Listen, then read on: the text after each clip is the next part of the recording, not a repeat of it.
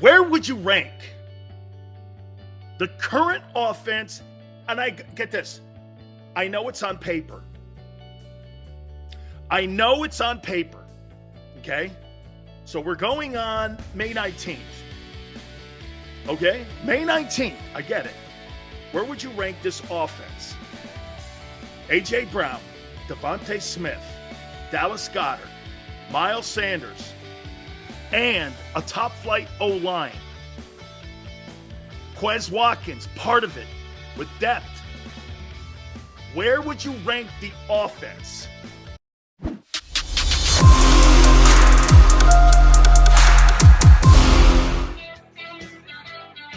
Welcome aboard the National Football Show. It's your boy, Big Silz. I appreciate everybody coming aboard today. And do me a favor, please hit the like button. We have a packed show. We're going to be efforting our friend Kurt Schilling today. Also, Tony Siracusa will join us from the last word on college football. No question. Sparks are flying before the SEC season even gets underway and the college football season gets underway. I absolutely love it. Most of the media, I'd say 90% of the media, have taken this story and run with it in the wrong direction, in my opinion. We'll set people straight. And by the way, if you're under some notion, okay, that college kids have not been paid until now, I got this just in for you here. The only thing different from my time to today, it's legal. People were paying back then almost the same amount of money that they're paying today. Now you're just making it legal. Can you imagine if you're SMU right now and the things that you were doing back in the 80s are totally legal today? Your program was put on the death penalty. You notice that no other program has ever had that happen, okay, ever, again, other than SMU, the death penalty. And it was so unjust because today, the things that we're doing now, SMU was ahead of their time looking out for their kids, and they wanted to win. But do you know how SMU got the death penalty? Schools like Texas, Oklahoma, Texas A&M, the Big Ten schools, all called the NCAA on them. And that's kind of what's going on here. We're going to get into that story here in a minute. So it's 24 hours after we had a show yesterday, and we were talking about the great additions that the Philadelphia Eagles have added to their football roster. It's been great. It really has. And now you're getting people making comments on what they're potentially going to see here.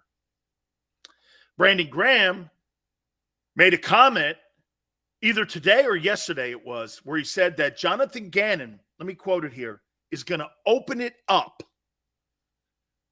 What exactly does that mean? Jonathan Gannon is going to open it up, the defensive coordinator of the Eagles. What does that exactly mean? More blitzing? More man coverage? What does that mean? We're going to open it up. More aggressive, old school Jimmy Johnson kind of stuff? An old school Jim Johnson kind of defense? Interesting. I can't wait to see this. I can't wait to see what Brandon Graham actually means by this. Opening it up. When you've got the type of talent, especially in your front sevens right now, that the Eagles have and the Eagles have brought in, to me, I want to see a more aggressive defense. I don't want to see quarterbacks rolling into Lincoln Financial with a 90% completion percentage. I don't want to see Dak sitting back there all night long having the opportunity to go to 3 checkdowns. I don't want to see that. I want to see aggressive style of football. You got a football roster. We said it yesterday. That is primed to win 12, possibly 13 ball games. Right? Act like it. Don't be conservative. There's no reason to be conservative in the NFC. AFC, you got to be a little conservative because there's a boatload more good teams in that conference than there are in the NFC. So what does that exactly mean? I'm expecting more blitzes. I'm expecting a lot of play and a lot of situational plays with Hassan Reddick. Your two biggest stars, who should be the two biggest stars by the end of the Eagles season on defense? Who do you think should be the biggest stars? Me? Should be Nakobe Dean and Hassan Reddick. Those two guys need to be an impactful duo on the field for the Eagle defense all season long. Look what the impact was with the Rams. You had Von Miller and you had Aaron Donald. They weren't really all that spectacular against the run, but they were exceptional because you had also a cover corner in Jalen Ramsey. Okay? Let's bring it. Would we agree? Like Otis, how about this? Would we agree the Eagles may have the best duo of cornerbacks in the NFC? Right? Dean and Reddick have to be playmakers. And if you get anything from your tackle positions or you get anything from Sweat, fantastic. But those two corners now give you the ability to do what Brandon Graham is saying Jonathan Gannon is going to do. You know what that is? Let's open this bitch up. Let's get this bitch going here. Okay? There's no excuses to see that style of defense. Brian Dawkins on this network made it very clear. Seth Joyner has made it clear. Gary Cobb has made it clear. Everyone has made it clear. We can't play that style of defense next year, especially when we've upgraded the roster. Fair? Okay. So I was happy to hear that. Now, look, they're going through schemes right now, okay? It's helmets and shorts. It's OTAs. It's mini camp stuff, that kind of stuff. So what they're getting is they're basically getting a skeleton of what is going to be implemented this year. You're practicing pretty much right now kind of the skeleton, the blueprint of what they're going to try to accomplish this coming 2022 season on defense. They're giving you the parameters. We're going to blitz more. We're going to be more aggressive. We're going to play more man coverage here. We're going to play 34-43 because of the depth we have in the front seven. That's a good sign here. So that's what's being said here. That's what's being practiced. You could say one thing to the media and practice something else and do something completely different. We see teams do that all the time. So that's a great sign. Jonathan Gannon is going to evolve, it seems, because he's got an upgraded personnel. Okay? D says the need of safety. I'm all right with Marcus Epps. Okay? I'm all right with Marcus Epps. I think we need to give him an opportunity to play. Okay? I think they need to give him an opportunity. W2 says this. Did you see how big A.J. Brown was? That guy is huge. I saw him coming out of the locker room and running onto the field. He is, man. That guy's a big dude. That guy is a big dude. All right? Okay? Big dude, man. Big dude. Otis, thank you so much for coming aboard. We really appreciate you stepping in. If this is your first time, thank you so much, man. Okay? Thank you again. Please, people, hit the like button. We thank you so much. All right.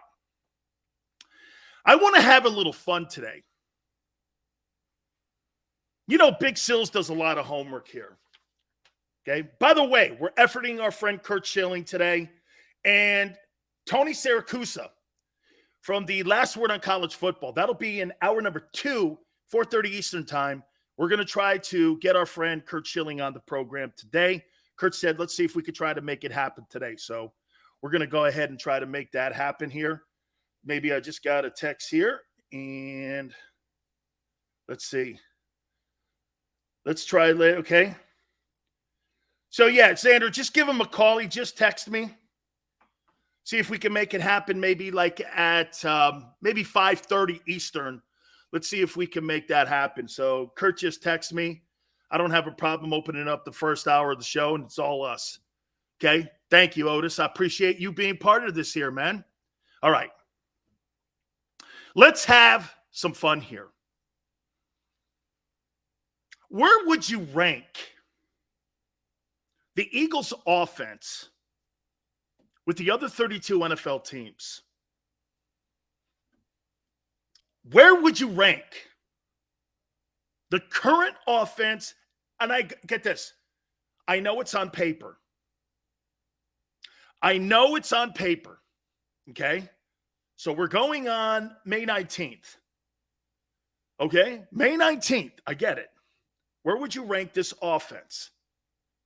A.J. Brown, Devontae Smith, Dallas Goedert, Miles Sanders, and a top-flight O-line. Quez Watkins, part of it, with depth. Where would you rank the offense? Okay? Very cool. Very cool. 5:30 Eastern Time, Curt Schilling. The legend himself, who won 108 games for the Phillies, should be in baseball's Hall of Fame. Very cool. So Curt Schilling will join us, and Tony Siracusa will join us at 4:30. All right. 10, 12, top 5. Because of the rushing attack we have. If Hurts plays decent, no. W2, with what you have right now, I got to show you guys something here. I can't believe how and where I'd put the Eagles. Okay? I can't believe it. I cannot believe where I've put the Eagles.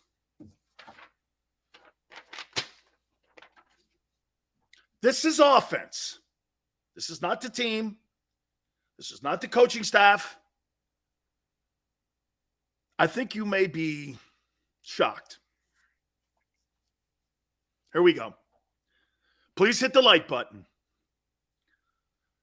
32nd offense in the NFL, according to Big Silz. Chicago Bears. Quarterback sucks. No weapons. Worst O-line, maybe, in the NFL.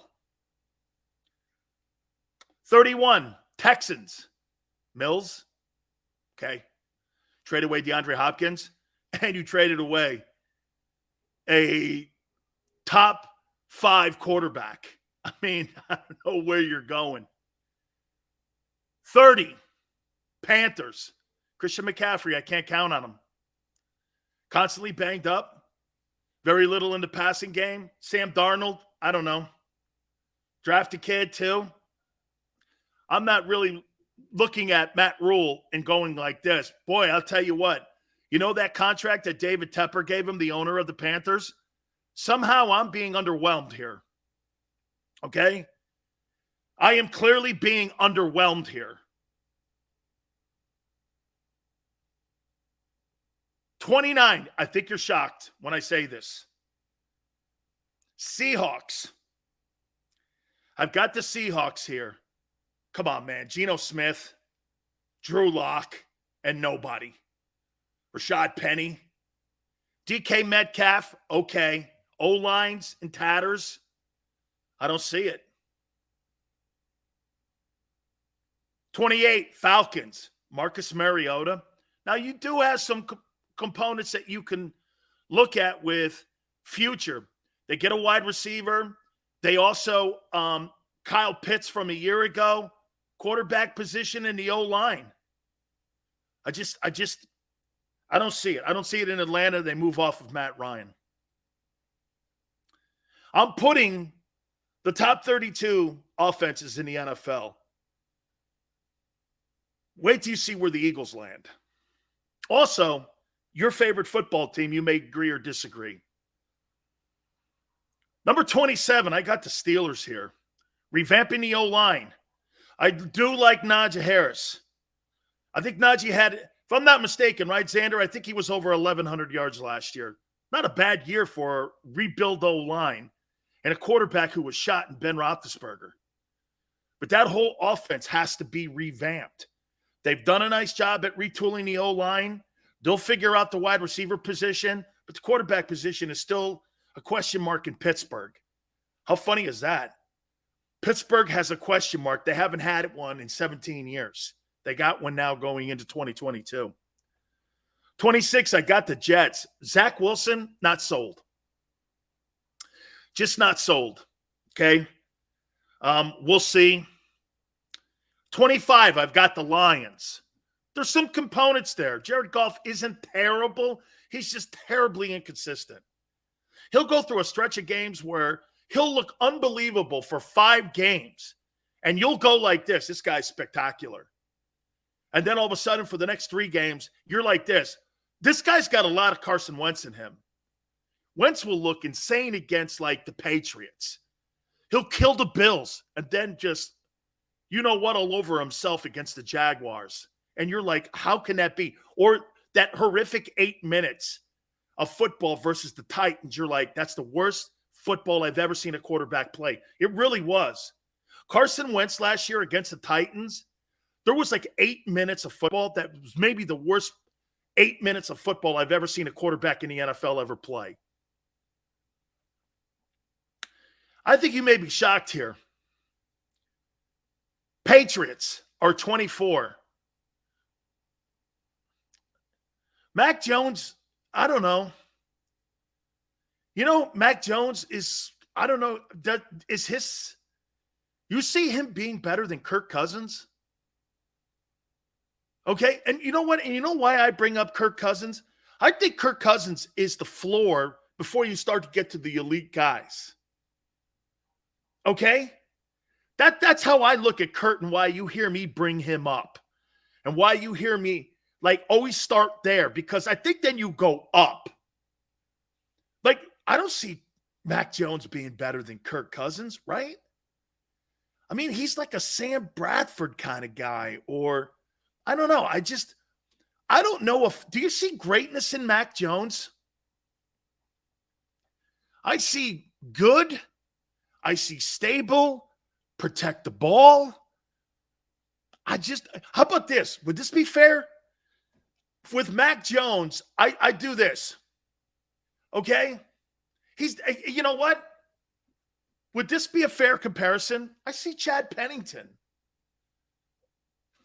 Chad Pennington was accurate. He was durable. He was a good quarterback. Right? I see Trent Dilfer with Mac Jones. Dilfer had a winning record, was on many winning games, actually won a Super Bowl. He's kind of that guy. Okay? I mean, and by the way, that's not bad. Okay? And listen, he's got great coaching around him. That is a factor. Xander, you're right. It is a factor. They're going to win games because they're going to put Mac in a position. But they got to put a boatload of talent around him. And it's just not there yet in New England. By the way, I'm not saying he sucks. I just don't know if I see greatness. Okay? Hey, by the way, did he have a better year than what Tagovailoa and all the rest of those guys? And do I look at him better than Zach Wilson and Justin Fields and Tua? Yeah. Yeah, but I'm talking about being elite, winning Super Bowls. 23. You ready? After I went and I did the rankings of the offense, it made me really think of some of the shit that I've been saying to you guys. I got the Commanders at 23. I think their wide receiving core is upgraded. I think their O-line still needs some work. I think they can run the ball, but it's all going to come down to Carson Wentz. And the fact that he has to be consistent. He can't beat the Bills and then shit the bed against the Jags. You need somewhere in the middle there. I don't need you to play spectacular all the time, but I can't have you play like that against the Jags, especially in critical times when I need you to win ball games. Is that fair? The Commanders' offense at 23, it may be a little low, but then again, I'm looking at who they are right now on paper on May 19th. Okay? He was talking about the okay. Najee Harris had 1,200 yards last year. Dude, I like him. I liked him coming out of college. By the way, you're never going to see a superstar running back at Alabama being taken in the second round ever again like they did with the dude in Tennessee. My wife and I'll never forget it on draft day. Me and her looked at each other and we went like this. And I'll never forget that draft. I went like this. I go, they drafted that guy in the second round out of Alabama. She's like this. That guy is a horse. My wife's got a great eye for talent. And I went, I can't believe that guy lasted to the second round. Can you believe it, man? I mean, Derrick Henry went in the second round. And I was, I think it was because of Richardson. And everybody looked at those Bama backs because of Clinton Richardson. Then all of a sudden you went, how do we know that King's not going to be that guy? Dude, he wasn't awful, but he wasn't the player when he came out of Alabama. I think he was like the third pick. He wasn't the third pick in the draft. But if you took him somewhere in like the later first round or in the second or third, he'd have been a decent pick for you. But he was just drafted so high. And it was a mistake. I actually have the Giants at 22 here. I know. Daniel Jones. Saquon Barkley, though. It's an improved offensive line. They did a lot of drafting in the O-line for the Giants. I think their wide receiver room isn't bad. I don't think that they're awful. They're awful on defense. And they've done some work in the O-line. But I've got the Giants at 22. I think you're going to see the improvement with this next team here at 21. The Jaguars, because of Doug Peterson. I think Doug Peterson and Trevor Lawrence are without a doubt going to make a difference in that franchise. It may be subtle this year, but the running back that they got, NTN from Clemson, the quarterback, some of the components they have at wide receiver, the offensive line is not horrible. The Jaguars, they have some pieces there, okay? And with better coaching, I think that the Jags make an improvement. 21st best offense in the National Football League. I'm giving you the Big Silz offensive rankings right now. And I'm doing that because of the new components that have been added to the Eagles. This is crazy. When I really put everything down on paper here, some of the shit I've been telling you, man, it just doesn't add up to this list. It's crazy. Number 20, I got the Titans. They fall because of the loss of A.J. Brown and because of the loss of Julio Jones. Okay? Ryan Tannehill and Derek King. I mean, dude, there is no question the running back is an MVP candidate each and every single year. He's an MVP candidate. He's spectacular. I think he had 978 yards in like 8 or 9 games last year.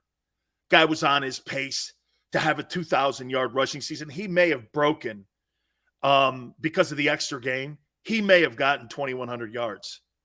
And he may have broken Eric Dickerson's record. He's a spectacular football player, but I just don't know if that's enough to become the number 1 seed in the AFC with all the talent that they have in the AFC, okay?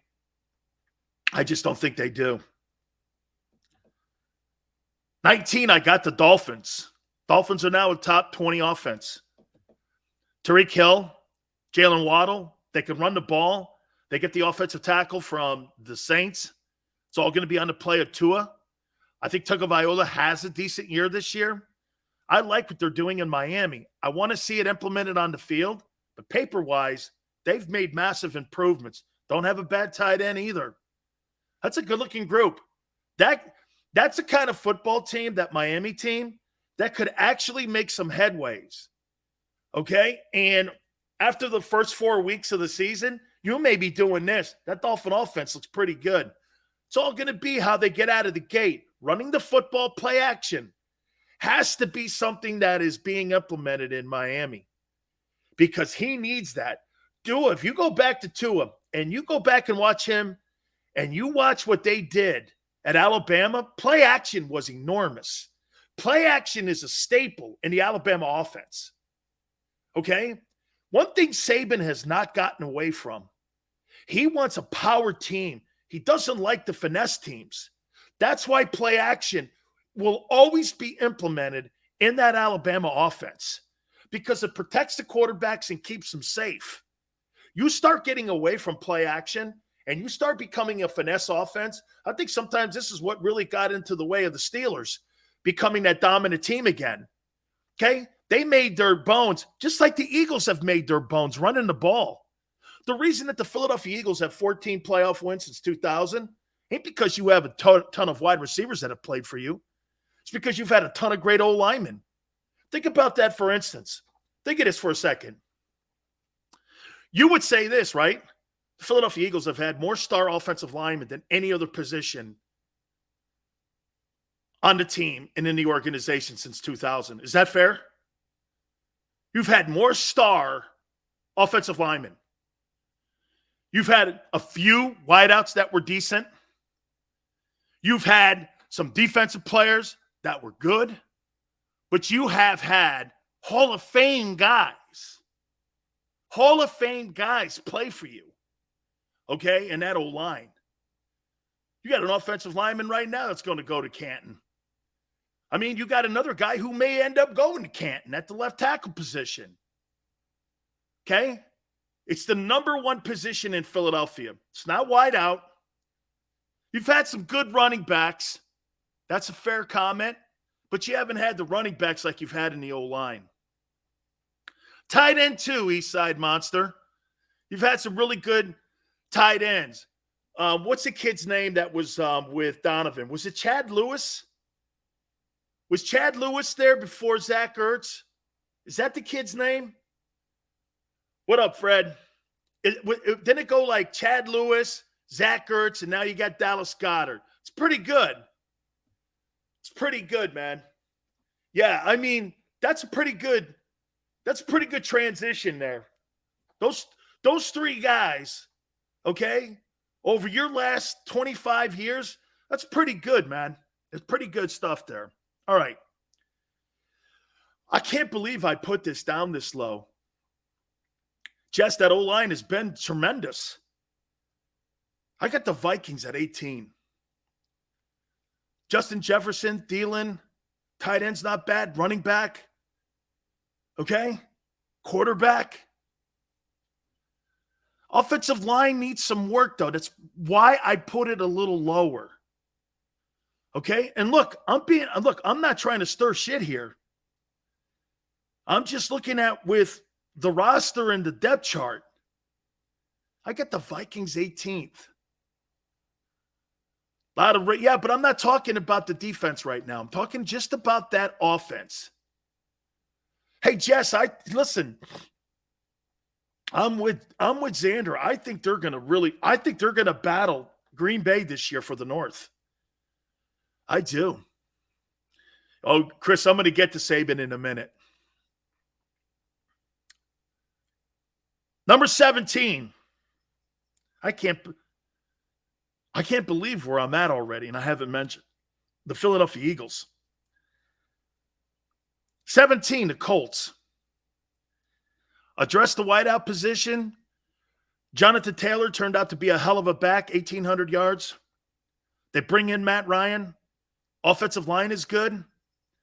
I think they have the 17th best offense in the National Football League. Number 16. This may be high. Who would have thought that I would put the Saints ahead of the Vikings and Dolphins in my Big Silz top 32 offenses in the NFL? But I did. I think they got Olave, Jarvis Landry, Michael Thomas, Alvin Kamara, Jameis Winston. Did throw for 5,000 yards, 3 years. I mean, guy was 5-1 before he got hurt. I mean, dude, I think don't go to sleep on New Orleans here. They have a top flight defense on the other side.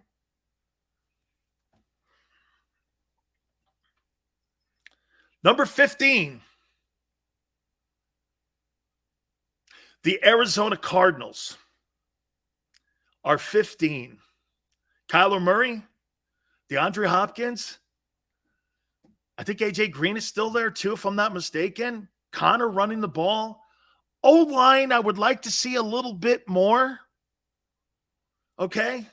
I know. This is sinful. But I got to be fair. Cardinals 15. Number 14. The San Francisco 49ers. The reason that I have them this low is because they're still indecisive.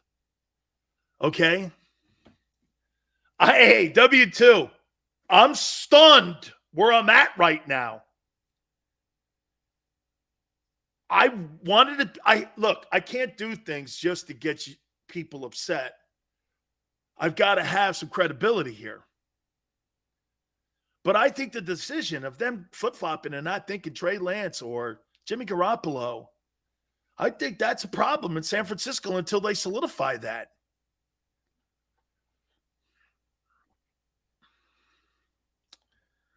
Number 13.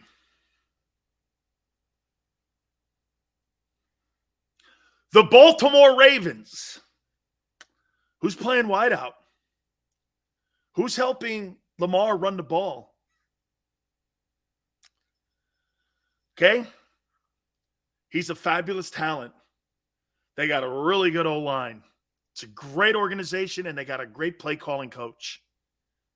But I don't really think they have a lot there. Number 12.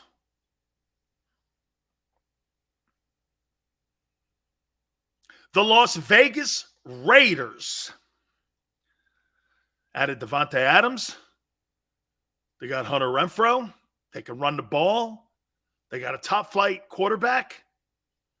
Now they got Josh McDaniel as their head coach.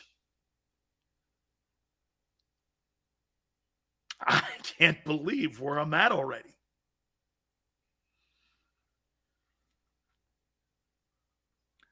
Number 11. We're getting close to the top 10 now.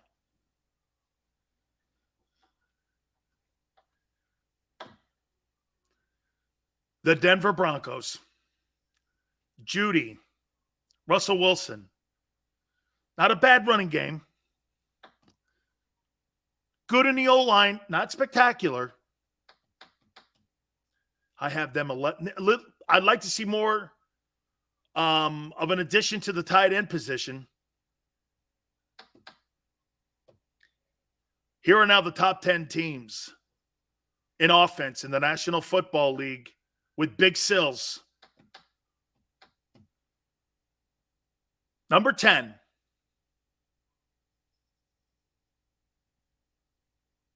The Cleveland Browns are at 10. Deshaun Watson. They get Amari Cooper. You got Kareem Hunt. You've got Nick Chubb. You've got some really good-looking football players. Okay? You really do. That's a good-looking group. O-line's good, too. I wouldn't say exceptional. I wouldn't say a top 5 O-line, but I'd say top 8. They're good. They're good enough.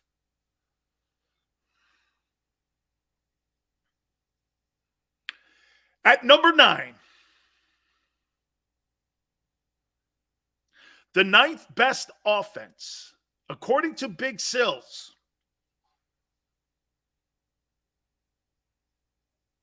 is the Philadelphia Eagles.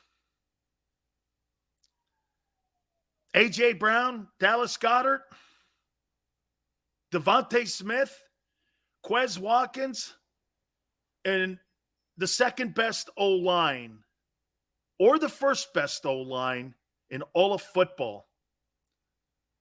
And Jalen Hurts can win games. You see what you traditionally have with some of these other teams? You've got really good components, but watch this. Jalen's not a 5 on a scale of 1 to 5 position-wise. Watch this. The wide receiving room now in Philadelphia went from what, a 3 to a 4? Tight end, 4. Running game, 5. You see where I'm going here? Like, let me pick a team. Vikings, quarterback, 4. Wide receivers, 5. O-line, 3. Tight end, 3. You see what I'm saying? I'm looking at it through the prism. Tight end, wide receiver group, O-line, and quarterback. And if you took the quarterback out of the room, where would your offense rank? Think about that. Watch this. If I took all the quarterbacks off these teams, hang on for a second. If I took all the quarterbacks off these teams, the Eagles would be ranked higher. 5 in the O-line, 4 in the wide receiver, 4 in the tight end grouping, 5 in the run game. Your quarterback's a 4. That's how I looked at it. If I took your quarterback off that team, okay? If I took your quarterback, watch this. If I take, let's do one of the teams here. If I took Tua off the Dolphins, 5 wide receiver, 4 run game, 3 tight end. You see where I'm going here? This is a unit. This is about a unit. So I got the Eagles 9th. 8th. Look at where we are now here. When I start naming these teams ahead of you here. I've got the Bengals at 8. Quarterbacks a 5. Receivers are a 5. Tight end is a 4. O-line's a 3. Okay? Running game is a 4. Okay? That Mixon kid can play. They got a good running game. Even with a suspect O-line. You're going to hate this one. I got the Cowboys at 7. They were the number 1 offense in the NFL last year. Prescott, same ranking as Jalen. In my opinion, he gets a 4. Running game, it's lesser than Philly. It's a 3. O-line's 4. Tight ends a 4. Wide receiver group, CeeDee Lamb and Michael Gallup. I know he's injured. I get it. Okay? I get it. Okay? Xander hates where the Cowboys are at 7. Screw you. Yeah. Number 6, the Buffalo Bills. Xander, he's been drinking. Thank you. Thank you, guys. Out of all the Cowboys, anything ranked ahead of the Philadelphia Eagles, you guys shit on it. I love it. Hey, you took all of what I said. Everyone's like, God, his list is great. And then I say, Cowboys, list sucks. Oh, man. I got the Bills at 6. It's a good-looking football team. Really good O-line. Now they add Cook to the run game. Their quarterback's a 5. Their receivers are 5. I think the Bills actually may have the best overall roster in the NFL. Number 5, I get this. Wide receiver room will be an issue, but it's never been in Green Bay. Packers are at 5. Dude, he's the reigning 2-time MVP in a row. They can run the ball still with Aaron Jones. Their O-line's one of the best, if not the best, with the Eagles in the NFL. Okay, they got a really good O-line, and they have Rodgers. You put that dynamic combination together, and they can run the ball, they're going to develop guys. So I got them at 5. 4, the Chargers. Whew. Mike Williams. I mean, Mike Williams is a good-looking ball player. O-line, much improved O-line. Justin Herbert, sensational. Okay? They got a really good wide receivers group. I mean, they can run the ball too. Eckler's a very underrated running back. He can catch passes out of the backfield. I'd love to have that guy in Philly. The Chargers are a really good-looking offense. Number 3, the Chiefs. Andy Reid, Patrick Mahomes. Okay? You still have Travis Kelce. Juju Smith-Schuster is a downgrade. But where you're going to see an improvement, Juju Smith-Schuster runs better routes than Tyreek Hill. That's not what Tyreek Hill did. He did a lot of those jet sweeps. You did those 4-yard out passes, and he took off down the field. There's going to be more of a traditional passing game in Kansas City than there's been in the last 2 years. They've never really been able to get another guy on the other side of Tyreek Hill. Maybe they'll be more balanced this year. I just think when you have a quarterback like Mahomes, who's a generational football player, and you have a play caller like Andy Reid, who's had massive success everywhere he's been, even as an assistant coach, they're just too good, okay? I got the Rams number 2. I think the Rams offense, adding Allen Robinson, they're going to get Odell Beckham probably somewhere in October or November. Their running game, in my opinion, needs to get better. I think they have some issues in their offensive line. You know, they lose their veteran offensive lineman, their left tackle. That's going to be a factor. Stafford is great. And when you have Cooper Kupp, so you have Cooper Kupp and Allen Robinson now. And then when you get Beckham back, man, is that going to be a terror show? And they're the reigning champs. So, and you got a play caller in Sean McVay, who's awful good too. Number 1, the Bucs. Mike Evans and all the players that they have on that football team. And now it looks like Gronk may not play this year. Okay. But they got a good running attack. Their offensive line is one of the better groups. And plus you have the GOAT. Okay. So I got the Bucs there. Here are my 32 teams again. The best offenses in the National Football League. Bears. They're going from 32 up. Bears at 32, Texans 31, Panthers 30, Seahawks 29, Falcons 28, Steelers 27, Jets 26, Lions 25, Patriots 24, Commanders 23, Giants 22, Jaguars 21, Titans 20, Dolphins 19, Vikings 18, Colts 17, Saints 16, Cardinals 15, 49ers at 14, Ravens at 13, Raiders at 12, Broncos at 11, Browns at 10, Eagles at 9, Bengals at 8, Cowboys at 7, Bills at 6, maybe too low.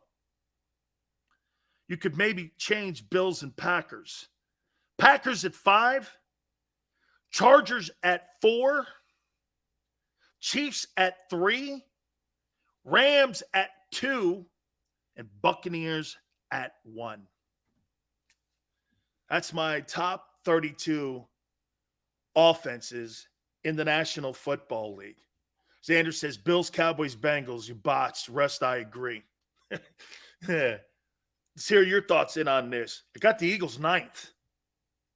Okay? So you've gone from an offense last year, in my opinion, that was down in the 20s, to a top 10 offense in the league, not just the NFC, in the league. Okay? Am I wrong? Paul says not too crazy. Cowboys are definitely too low. 7th? We'll see how he reacts with an older Zeke Elliott. I get Pollard is probably going to be the bell cow guy, but you don't have Amari in there, okay? And you've got an aging old line. Eagles are like 12 to 14. They're top 5 in my eyes. Who? Eagles? I don't think so. You think you Packers, Chargers, Chiefs, Rams, Buccaneers. You're in that group? So you have a quarterback that can compete with Rodgers, Herbert, Mahomes, Stafford, and Buccaneers. No Bengals are top 5.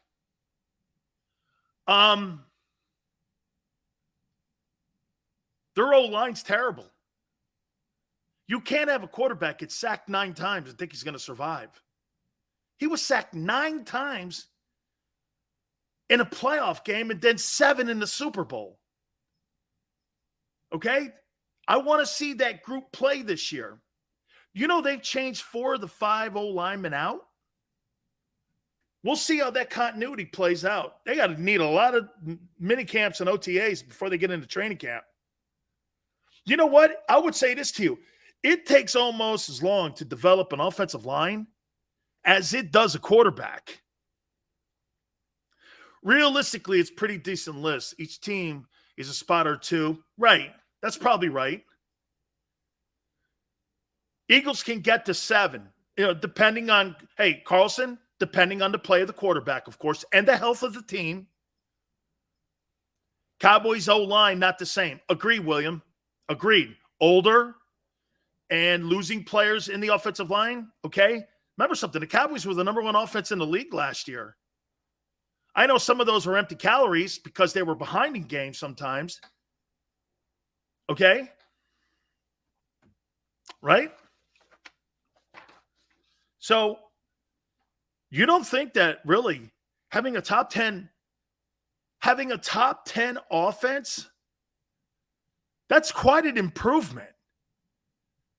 You've gone from here on May 19th, talking about an offense a year ago who was down in the low 20s, into being 9 going into training camp. You may have had the biggest improvement of any football. I'm trying to look at the list here. Maybe the Browns have a better. No, the Browns, people thought the Browns had a Super Bowl roster last year. The Saints and the Eagles probably are surprises in the top 20. Who's Jalen Reagor? I mean, seriously, I can't wait until we get the chance to stop talking about him. I want to hit more on this list. I also want to get to the Saban and Jimbo Fisher. It's the best thing in the world for college football and for sports. God, I love that. God, I love that. God, I love it. God, I love it. God, the SEC just got a little bit, and college football just got a little bit more interesting. Wouldn't it be great if NFL coaches were talking shit like that to one another? When Jimbo Fisher's making $10 million a year and Nick Saban's making $10 million a year and they're barking and calling each other cheaters, is great for the sport. It's great for the sport. You now knock the NFL and the NBA off the front page when you do that. And anytime you can do shit like that, you're in. That's Jerry Jones or David Hill. You're absolutely in. The Nil drama is spectacular. It's the greatest thing ever invented. See, I'm a content creator. That was spectacular today. Those 2 guys going after one another, shit, you can't have better drama, man. That's why sports is the greatest reality television show on the planet. There's nothing like it. All right. Morgan & Morgan, where the fee is free. My friends, I tell you this all the time, picking an attorney is one of the most important things that you could possibly do. If you're hurt or injured on the job, finding that attorney is the most important thing you can do for your family, because you need the proper restitution. For the people, I say this to you all the time. It's not a slogan. It's who they are. It's what they do. This is what John Morgan has done and his family have done for 25 years. They've done this here. And now John and his wife, who have been doing it for 30, man, they've collected over $13.5 billion for their clients and settlements. The biggest casualty law firm in the United States. Size matters. That's why when you go to battle and all the army of attorneys that Morgan & Morgan have, you're not going to be defeated. Over 800 attorneys in offices in Philadelphia, New York, Florida, across the country. Man, they kick people's asses all the time because they go in there and they are not going to be intimidated. And no one's going to just say this. It's a fender bender. Call them. 800-512-1600. That's 800-512-1600. The consultation's free. 800-512-1600. And when you call Morgan & Morgan, do me a favor. Tell them Big Silz sent you. When choosing a lawyer for your injury case, you may ask, does the size of the law firm matter? Well, of course it does. The insurance company, they're huge with unlimited resources. And whether your case is big or small, they're built to bully you out of the money you're owed. But here's the good news. We're big too, the biggest actually, and we're built to fight to make them pay for all that was taken from you. Size is our strength. There's only one Morgan & Morgan, forthepeople.com.